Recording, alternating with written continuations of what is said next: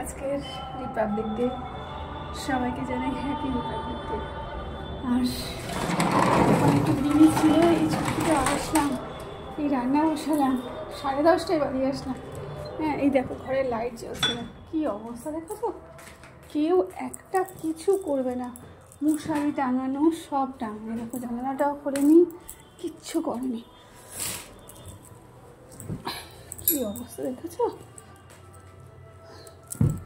তো, দেখো বিছানা গোছানো নেই, ওই ঘরেরও অবস্থা খারাপ। সে লাইটটা অফ করে দিই। তো এখন তো 11টা বাজতে যায়, এবার ছুটবো আবার দোকানে, এগুলো কিছুই খোলা নেই। তো রোদ্দুর করবে করে সব মেয়েরা করতেছে। পাঠিয়ে দিয়েছিস টাকাটা? ঠিক আছে, সব পড়তে চলে গেছে ওরা। সকালে 12টা শুয়েছিল, এই সবে উঠলো। আন্টির টাকা পাঠাতে বলছি কখন থেকে, আজকে 3 দিন হয়ে গেলে সবে পাঠাবো। তো কোন দিকে যাবো, জন্য করে এসেছিলাম জানতে, আর পড়ে গেছে সব। তো চলো, রান্নাটা বসিয়ে গেছি, ডিম ডাল করে নিয়েছি, আর সেটাকে ডিম করবো, ডিমটা বসিয়ে দিয়েছি। কি সুন্দর একটা গন্ধ হচ্ছে গো, দেখো ডিমটা দিয়ে আলু করছি, মশলা কষিয়ে দিয়েছি, এদিকে ডিম ভাতের মধ্যে দিয়ে সিদ্ধ করে নিয়েছি, কারণ আধ ঘন্টার মধ্যে এতগুলো রান্না হয়।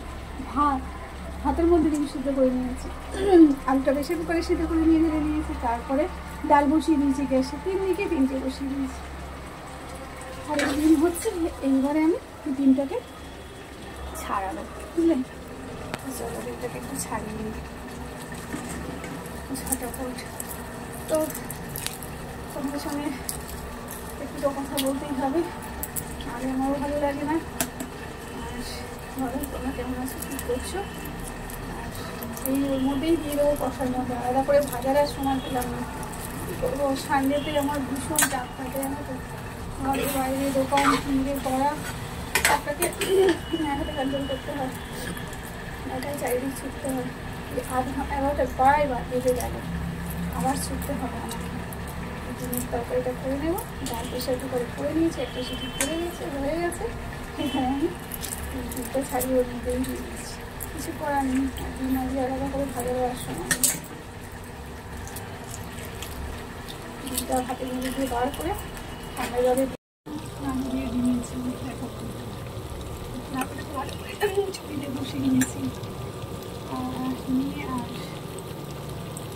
ডিমটা সিদ্ধ করে নিয়েছি, আলু আলাদা সিদ্ধ করে নিয়েছি, কিন্তু ডিমটা আমার ভাজার সময় ছিল না, তাই জন্য দেরি হয়ে গেছে বেশ সামনে।